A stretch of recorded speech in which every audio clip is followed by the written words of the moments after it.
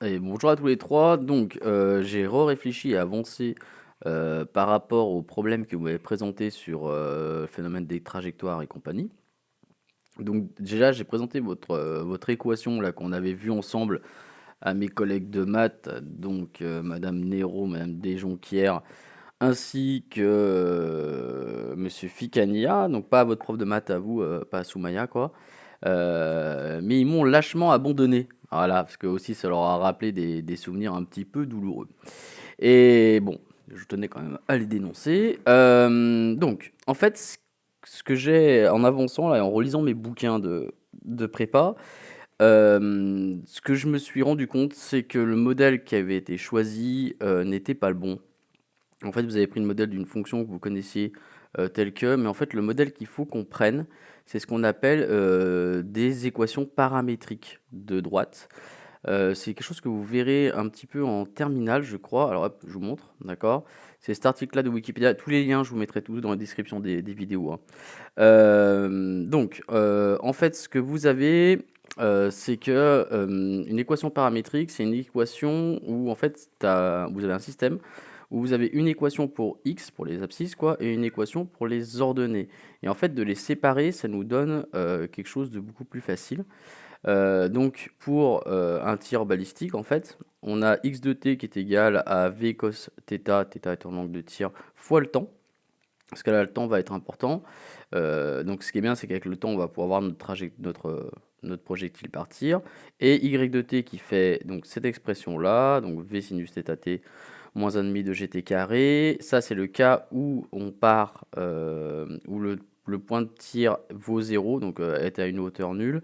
Si vous rajoutez une hauteur, d'accord, bah, il suffit de la rajouter dans y de t. Donc moi, c'est ce que j'ai fait, d'accord, j'ai pris le cas général parce que chez vous, ça vous intéressait de pouvoir paramétrer la hauteur à laquelle était tiré le tir.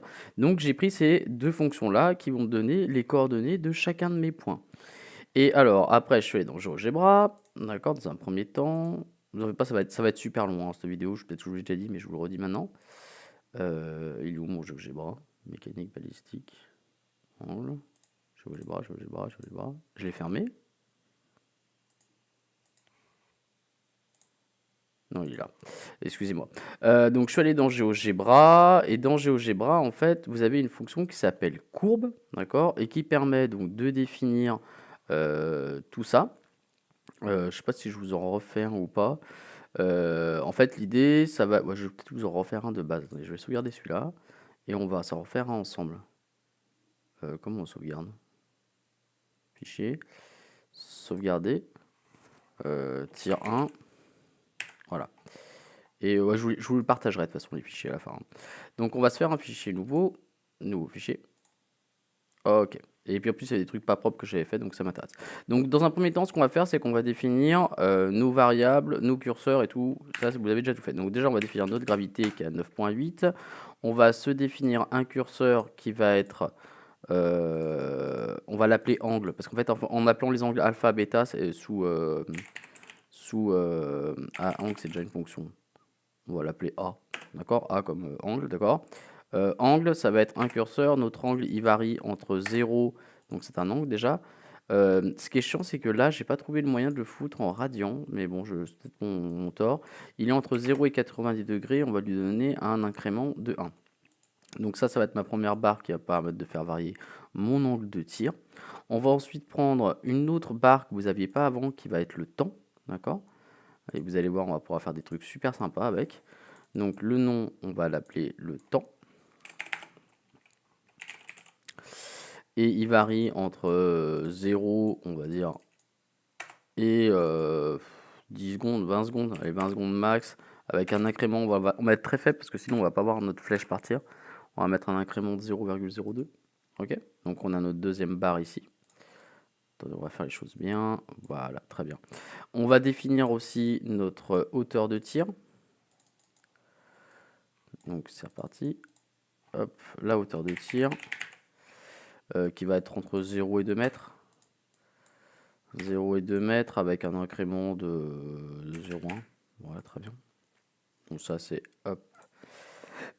Donc j'ai mon angle, mon temps, ma hauteur et enfin dernier ma vitesse. d'accord, qu'on va appeler V, et qui va varier entre... alors, j'ai aucune idée de la vitesse d'une flèche, entre 0 et, je sais pas, 60, ça fait 6 fois 3, ouais, 60 mètres secondes, franchement, j'en sais rien. Je vous dis franchement, j'en sais rien.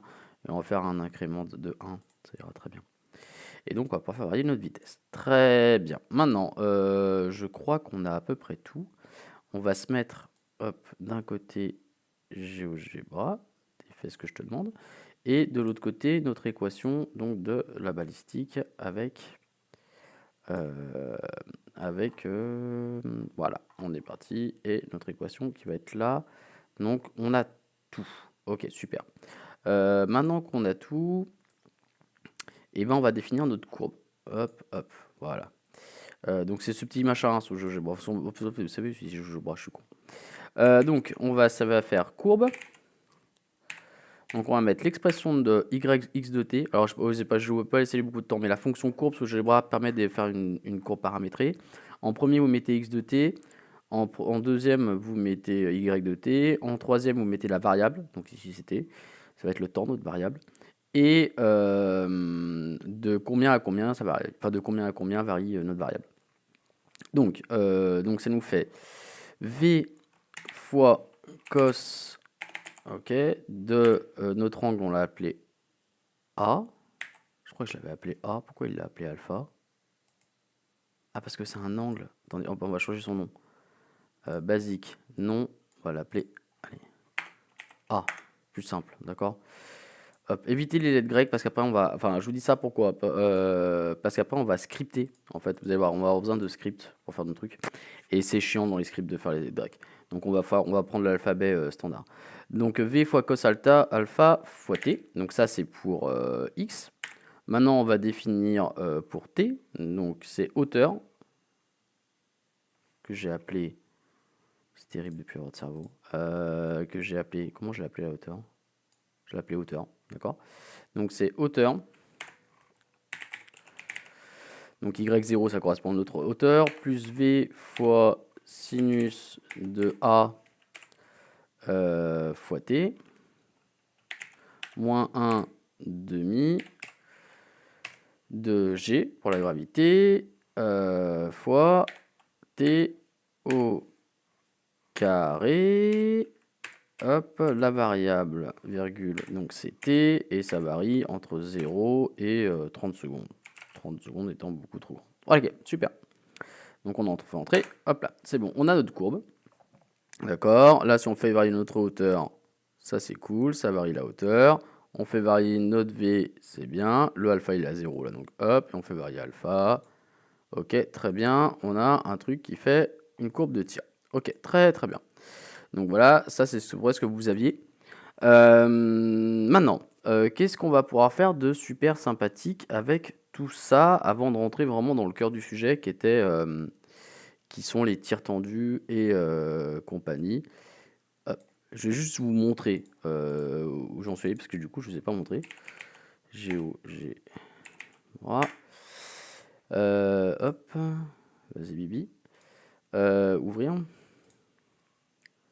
Et il s'appelle tir 1. Voilà. Regardez ça, vous allez adorer. Hop.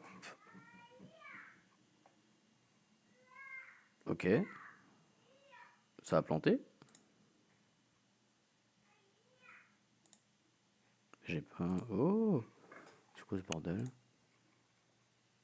Non mais il n'y a pas d'objet. Qu'est-ce qu'il fait? Attendez. Ouvrir. Là, il est bien. On va le revoir.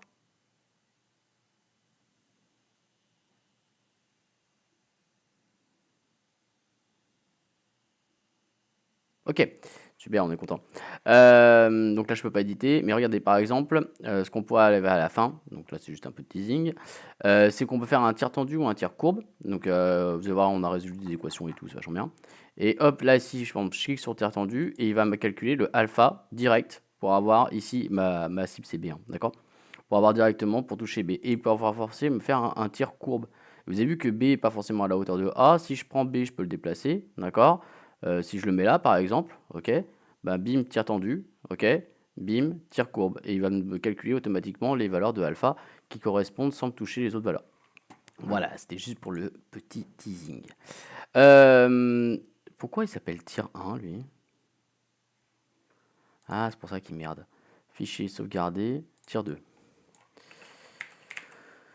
Ok, ça va être pour ça. Tout va bien. Donc, il s'appelle toujours tir 1, tout va bien. Donc, on a notre courbe, ok, parfait. Maintenant, ce qu'on va pouvoir faire sur notre courbe, avant de vous montrer ces calculs d'angle, etc., c'est qu'on a un outil ici qui est beaucoup plus intéressant. Pourquoi il est plus intéressant? Parce qu'on va pouvoir définir des points et faire bouger, d'accord? C'est pour ça qu'on a défini le temps ici, pour l'instant, qui a aucun intérêt, enfin, aucun impact. Ah, oui, ça, qui n'a aucun impact. Oui, c'est ça. Donc là, j'ai bien utilisé la variable t quand j'ai défini. D'accord, le temps, c'est pas autre chose. Vous allez voir à quoi sert la variable temps. C'est tout simplement la variable temps, c'est qu'on va pouvoir définir un point A. Ok, hop, ça sert à rien ça en fait. On va pouvoir définir A, donc hop, A égale, et un point qui a les coordonnées donc de X là et de Y. D'accord, donc on reprend l'expression qu'on avait tout à l'heure. Donc on va reprendre un point A qui a les coordonnées de X et de Y. Et ce point A, on va pouvoir faire varier. Donc là, au lieu de mettre T, on va mettre temps. On va faire varier le temps. Et en fait, ce qu'il va faire, ce point A, c'est qu'il va se balader sur la courbe. Et vous allez voir qu'on va pouvoir faire des trucs très sympas avec. Et des petites animations, surtout, c'est ça qui est cool. Donc, A, il va être de coordonnées V fois le cos de A fois le temps. Et cette fois, on met bien la variable temps, qui va être notre curseur ici, qui va nous permettre de bouger. Et il a comme ordonnée la hauteur, ça ne change pas, ça c'est une valeur fixe. La hauteur plus V fois le sinus de A fois le temps. Non, fois, j'ai dit. Fois le temps. Fois le temps. Moins 1 demi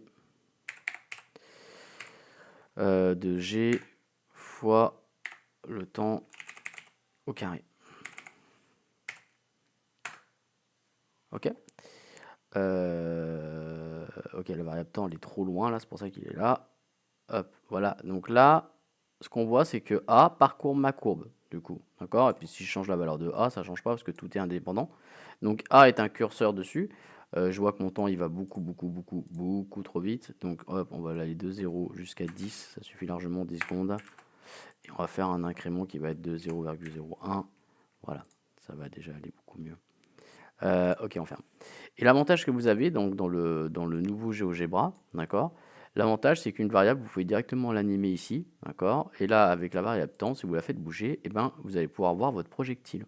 Donc ça c'est cool, mathématiquement ça amène rien, mais ça va amener un truc qui va être sympa, c'est que vous allez pouvoir mettre des petites images et donc une petite image de flèche. Alors je vais vous montrer parce que c'est pas forcément évident comment on fait ça. J'ai pris une image de flèche sur internet, d'accord. Alors vraiment, elle n'est pas terrible du tout, mais bon, elle a le mérite d'exister. Donc, image, choisir, hop, une image de flèche, on ouvre, ok. Très bien, donc j'ai mon image de flèche, d'accord. Et alors, ce que je vois, c'est que je dois obligé de la définir par ce point-là et ce point-là. Donc, pour l'instant, on s'en moque d'une image de flèche. Ce que je vais définir, c'est que je vais définir la tangente qui passe par A et qui est tangente à cette courbe-là. Ok, donc, hop, je vous donne l'astuce parce que ça, c'est pas forcément évident. Et ouais, tangente, voilà. La tangente, donc, qui passe par A et à la courbe. Ok. À cette tangente, qu'est-ce que je vais faire? Je vais définir la perpendiculaire à cette tangente. D'accord. On appelle ça la normale en maths. Je ne sais pas si vous l'avez déjà vu. D'accord. Donc, la perpendiculaire à la tangente, on appelle ça la normale. Ok. Et je vais définir un point sur cette normale-là. D'accord. Donc, un point sur objet qui va être ici. Ok. Et puis, je vais refaire encore une perpendiculaire. Donc, de L passant par L. Et je vais redéfinir encore un autre point ici. En fait, je suis en train de définir, vous savez, là, mes points, mes coins qui sont là et là pour que ma flèche aille dessus. Et après, ce que je vais faire, c'est que je vais positionner ma flèche, non pas en BC, d'accord, comme position, mais en DE. Donc là, D, hop, et à tous les coups, je me suis planté. Ouais, elle est à l'envers. Donc c'est E et D. Non, E. Qu'est-ce que j'ai fait? E, j'ai dit. Ah, il veut pas, d'accord, parce que là, on va avoir mes B.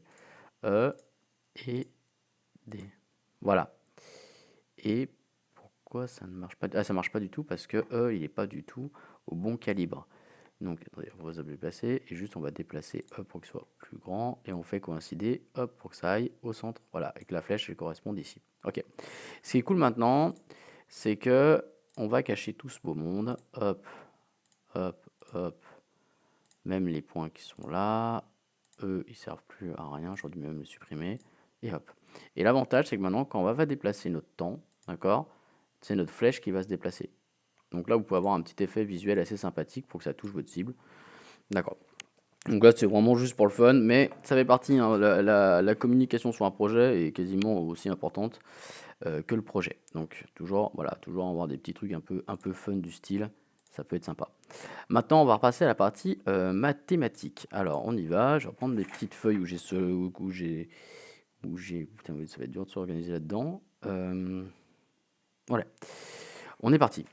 Donc, on va reprendre nos équations et on va faire les choses bien comme il faut. Maintenant, ce qu'on aimerait faire, c'est un point qui est là, qui est F, d'accord. Ce serait bien qu'il s'appelle B en fait. B en fait, c'était un point tout à l'heure, on s'en moque. Hop, on va le supprimer. C'était un point qu'on avait fait. Donc on va l'appeler B, c'est quand même plus classe. Donc on a B et ce qu'on veut, d'accord, c'est trouver l'équation, enfin l'angle pour lequel on touche en fait bêtement. Donc il y en a deux des angles. Il y en a un pour le tir qu'on appelle tendu. Enfin, je crois qu'il s'appelle comme ça. Je suis pas spécialiste, mais et un pour le tir courbe. D'accord. Alors moi j'avais même pas anticipé qu'il y avait tir tendu et tir courbe, mais en fait quand j'ai résolu mon équation, j'ai vu qu'il y avait deux solutions. J'étais un peu emmerdé et je me suis dit mais c'est quoi? Donc j'ai testé les deux et en fait j'avais complètement oublié cette affaire de tir tendu et de tir courbe. Allez, on y va, on résout. Donc c'est parti. Donc on a comme équation, faut que je me les remette. On a comme équation ces deux machins. Donc on a, attends, je vais mettre ça sur un autre écran, je suis désolé. Hop, en fait j'ai, hop, regardez, mais je me remets juste les équations de base. Donc on a x de t qui me fait donc du v cos de alpha fois t. Ok, et on a y de t qui me fait du y0 plus v sinus de alpha de t moins 1 demi de g de t au carré. Ok, nous ce qu'on veut en fait c'est que connaître les valeurs de alpha, d'accord. En fait on a deux choses qui varient ici, on a alpha et on a t, d'accord. Voilà, parce qu'on veut que alpha soit pas constant, parce qu'on veut le trouver, du coup on le libère, donc alpha devient une variable, et t, lui, de toute façon, c'est toujours une variable. Voilà, après vous avez aussi la même chose, mais ça je vous laisserai faire, parce que quand vous avez un peu de boulot, ou c'est v, où la vitesse initiale, vous la faites évoluer, mais vous verrez, ça c'est plus cool. Donc nous, ce qu'on veut, c'est que x de t égale xb, parce qu'on veut que ça passe par le point de coordonnées xb, yb. Donc on veut trouver y de t égale yb. Ok. Et ce qu'on va faire, donc, c'est nous faire un système. Et ça, c'est cool. Donc, hop, ce qu'on veut, c'est que x de b égale v cos alpha t. Et on veut que y de b égale ce truc horrible, y0 plus v sinus de alpha t moins 1 demi de gt carré. Ok. Ce qu'on va faire, c'est qu'on va faire un changement de variable. Enfin, un changement de variable. On va faire une substitution. C'est que là, du coup, avec cette équation-là, on va dire que t égale xb sur v cos de alpha. D'accord? Et après, hop, ce qu'on va faire, c'est qu'on va changer la variable t dans l'équation 2. Donc ça nous fait du yb égale y0 plus v sinus de alpha, donc là ça fait xb, sur v cos alpha. ce qu'on voit tout de suite, c'est que c'est clé V, bim, bim, il saute. Ok. Et on verra que ça fait la tangente en plus. Ok. Moins 1 demi de G de T au carré. Donc T au carré, ça fait du XB au carré sur du V carré cos carré alpha. Ok, on est bien. Donc maintenant, je vais pas réécrire le système à chaque fois parce qu'on a besoin de place. Donc ça, on le valide, on en aura besoin après. Donc maintenant, on va se réécrire ça un peu plus simple. Déjà, sinus sur cosinus, ça fait tangente. Et alors, une formule dans les formules qu'il y a à savoir sur la trigo, c'est que 1 sur cos carré de x, c'est 1 plus tangente carré de x. Attends, c'est ça. Attends, je reprends mon bouquin. Ouais, c'est ça. 1 plus tangente carré de x. Vous me faire sortir mes bouquins de prépa, c'est beau ça. Alors on y va. Donc ça me fait YB égale Y0 plus tangente de alpha. Enfin, c'est XB tangente de alpha. Ok, parce que sinus sur cosinus, ça fait tangente. Ok. Moins 1 demi de G XB sur V carré, facteur. Donc je les ai rassemblés en fait tout ce qui est là, tout ce machin là, d'accord, tout ce qui est constant quoi. Facteur de 1 plus tangente carré de alpha. Et là, au bonheur, d'accord, on n'a plus qu'une seule inconnue, d'accord. Donc ce qu'on va faire, c'est qu'on va poser par commodité grand X égale tangente carré de alpha. Et donc, ça nous fait YB égale Y0. Donc Y0, c'est hauteur, hein, d'accord. Ouais, en fait, Y0 et c'est hauteur. Plus, il faudra bien qu'on le retienne ça. XB, enfin, facteur de X, facteur de grand X, qui est notre inconnu. Moins 1 demi de G, et là je vais développer, hein, XB sur au carré. Il n'y a pas un carré qui j'oublie là? Si, vilain. Hop, hop. Sur V carré. Plus. Non, moins. Attendez, que je fasse pas de conneries. Moins grand X au carré. Facteur de tout ce bordel là. Donc attends, on va faire plus. Hop, et puis on va mettre un moins là-dedans. Moins 1 demi de G de X au carré petit b sur V au carré. Ok, on est bien. Ok, et en fait, ça, c'est une équation du second degré. Donc, ça, vous l'avez vu, hein, les deltas et compagnie, là. Donc, on continue. Donc, ça nous fait, ce qui dépend de x. Donc, ça nous fait a. Donc, le facteur de x carré, c'est ce truc-là. Donc, moins 1 demi de g de xb au carré sur v au carré. B, qui est le facteur de x, bah c'est xb, d'accord, il n'y a que lui. Et C, alors c'est un peu plus bordélique, ça fait y0 moins yb, si le yb je le balance là-bas, moins yb, et ce machin aussi, donc moins 1 demi de g de xb au carré sur v au carré. Voilà. Donc j'ai A, j'ai B et j'ai C. Et maintenant, ce que je vais faire, c'est que je vais calculer mon delta. D'accord. Et là, je vais directement aller dans la machine pour calculer mon delta. Ok. Et puis, comme ça, j'aurai mes deux solutions. Est-ce que j'ai trouvé... Attendez, je vérifie juste que j'ai retrouvé la même chose que j'ai retrouvé tout à l'heure. Donc, ouais, ça marche. Moins 4, ouais. Facteur de A, ouais, c'est bon. Et l'autre, moins 1 demi de G, ouais, sur V carré, plus H moins Y. Putain, ok, c'est tout bon. Donc, mon A, mon B et mon C, là, que vous avez ici, ils sont bons. Maintenant, ce qu'on va faire, c'est qu'on va se mettre sur GeoGebra et on va les taper. D'accord? Hop, on se met là et hop, on se met là. Ok, donc c'est parti. Où est-ce qu'on tape? C'est là, saisie. Donc delta égale. J'espère qu'elle va pas me faire une lettre grecque. On va l'appeler delta 1, on va l'appeler. Je veux vraiment pas de la grecque, parce qu'après on aura besoin de programmation, donc vraiment je m'en veux pas, je m'en assure. Donc ça fait moins b, donc ça me fait delta qui me fait du x, b au carré, excusez-moi. Donc x de b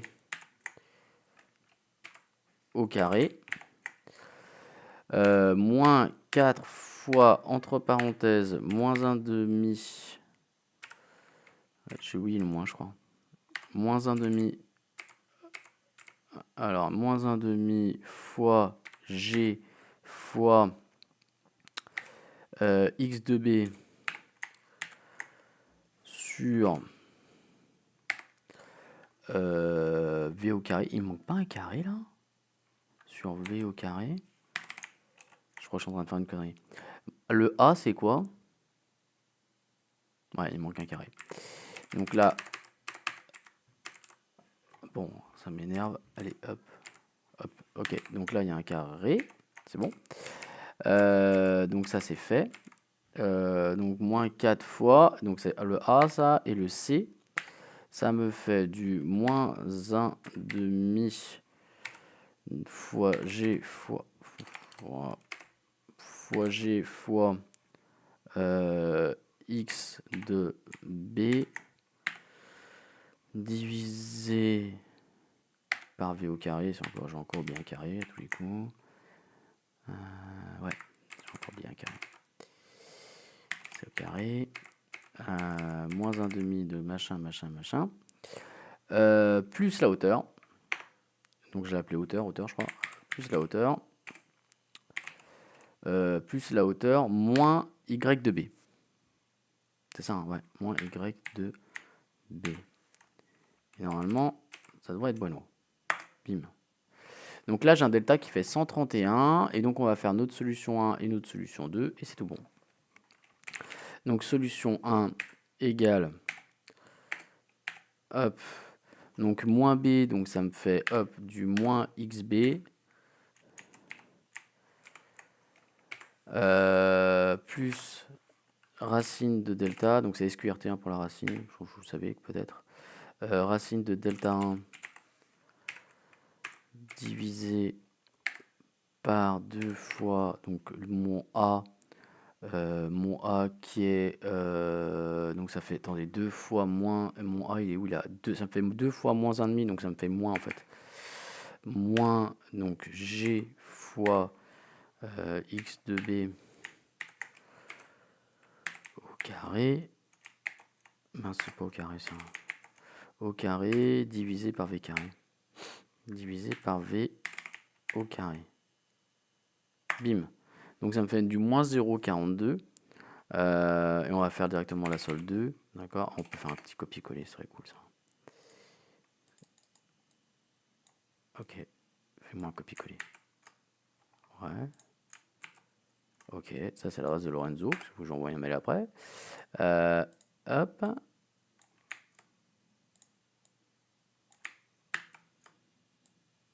Copier. Ça marche pas, copier-coller? Mais ça va marcher, non?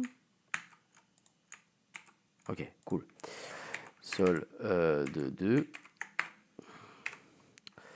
égale, et là le moins delta. Hop. Donc ça roule. Pour le trinôme du second degré, c'est tout bon. J'espère que vous avez vu le trinôme du second degré. Hein.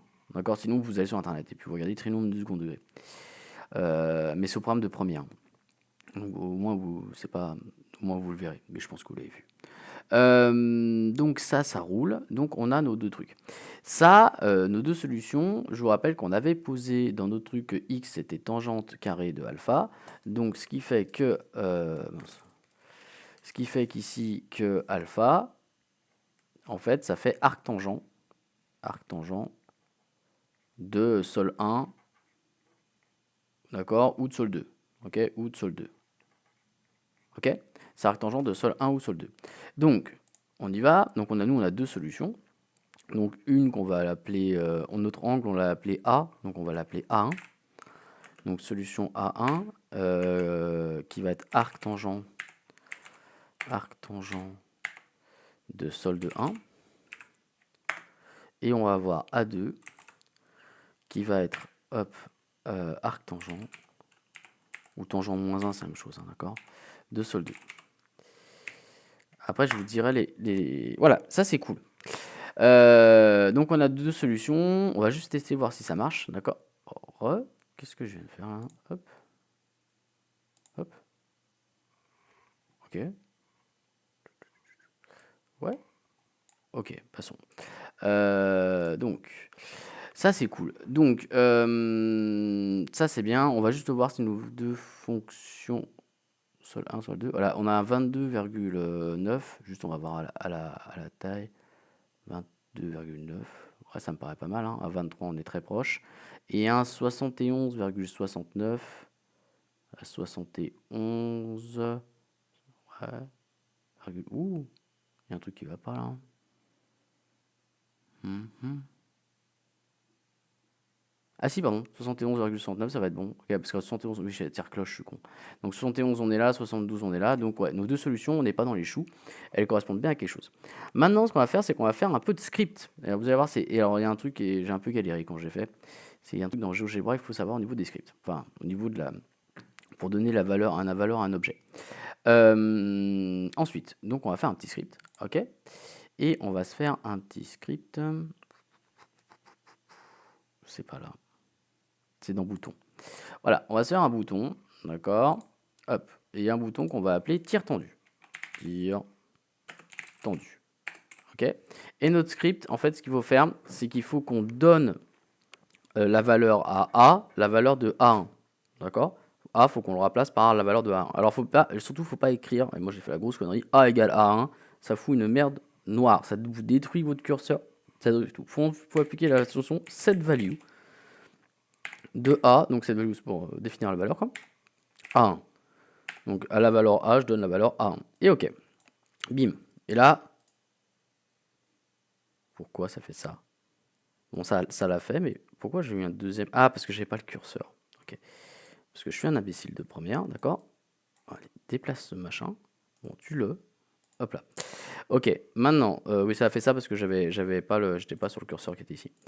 Mais vos utilisateurs, ils n'auront pas ce problème. Donc, par exemple, si je me mets là maintenant, d'accord, boum, je fais tir tendu, d'accord. Là, ce que je vois, c'est qu'à chaque fois que je déplace mon point B, tout le monde là à gauche se met à jour, ok. Et là, tir tendu, bim, tir tendu. Ok, j'ai la valeur 18,25. On va faire la même chose pour le tir cloche. Donc, ça passe par mon point B et tout, c'est merveilleux. On va faire la même chose pour mon tire-cloche. En fait, même ce qu'on pourrait faire, c'est même arrêter la courbe, en fait, ici. Parce que maintenant qu'on a l'information, d'accord, on va l'appeler T-cible. Donc, c'est ça un truc que j'ai pas fait. T-cible, ça va être le temps mis par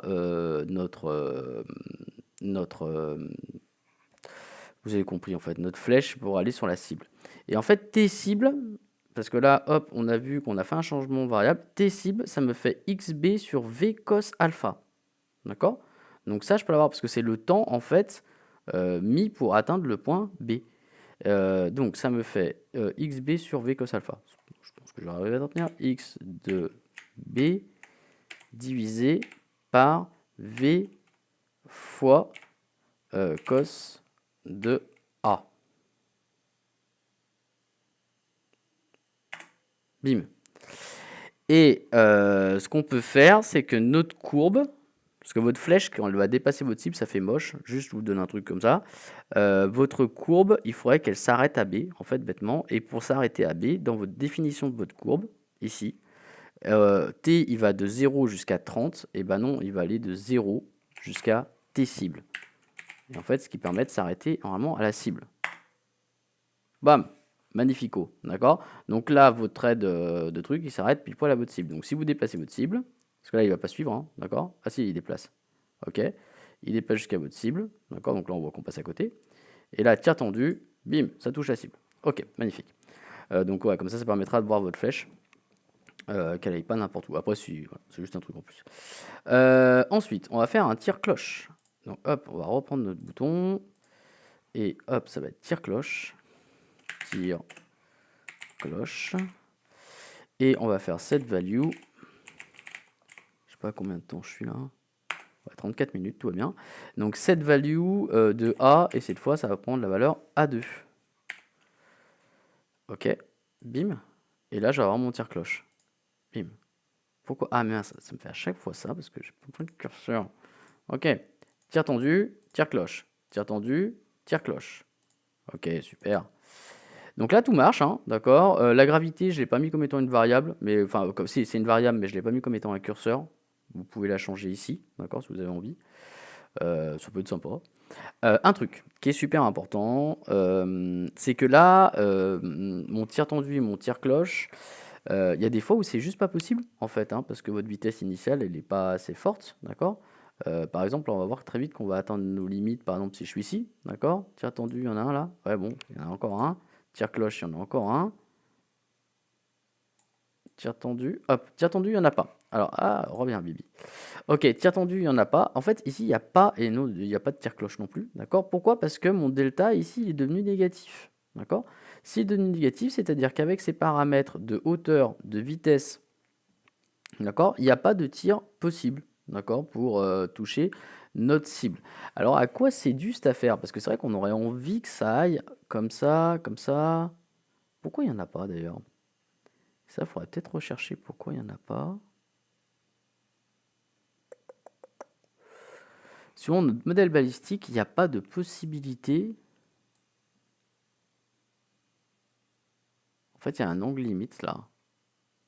Là, ça passe. Là, il y en a un. Et là-bas, c'est où qu'il n'y en a pas? Non défini, c'est là. Pourquoi là, c'est pas défini? Et bien ça aussi, c'est des trucs, faudrait peut-être. Alors, c'est peut-être de notre simulation. Ou peut-être que j'ai pas assez de vitesse initiale en fait, hein. J'ai peut-être pas assez de vitesse initiale parce que là, hop, j'augmente ma vitesse initiale, j'ai plus de vitesse. Donc, je passe. Mais vu que j'ai pas de frottement, normalement, j'ai pas de problème.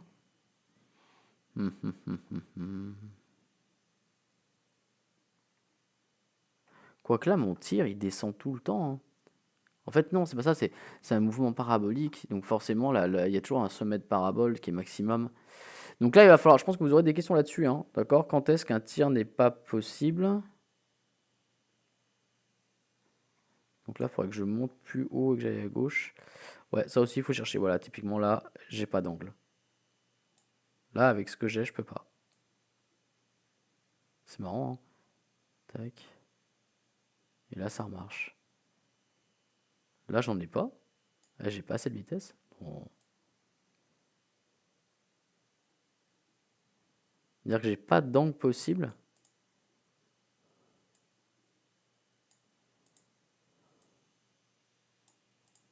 Oh, il y a du bug là, hein. Faut regarder, il y a aussi le problème de la fonction arc-tangente, hein. Ouais, il y a des choses, je pense, à regarder là-dessus, d'accord, qui vont et qui vont pas au niveau du tir cloche et du tir. Ouais, je pense qu'il y a des petites recherches à faire en plus. Voilà. Après, bon, animer votre petite flèche, ça peut être rigolo suivant votre cible. Mais bon, là, vous avez un truc qui vous calcule, d'accord, tranquillement. Votre. Hop là, on va faire partir la flèche, je sais plus où il a le temps. Il est là, hop là, et hop, vous avez votre flèche qui part et qui va se planter dans votre cible. Ok? Donc ça peut être sympa. Et pareil pour le temps, il faudra lui donner comme valeur max, ici le temps cible, si vous voulez que hop, ici T cible. Ok, si vous voulez que votre flèche elle s'arrête dans votre cible. D'accord? Comme ça, hop. Voilà, vous pouvez faire des animations un peu sympas, augmenter l'incrément, enfin voilà, avoir une variable de vitesse aussi. Et là, normalement, elle s'arrête pile poil dans votre cible. Voilà. Ah, il recule le con. Ok, bon ça aussi, il faudrait pas qu'il recule.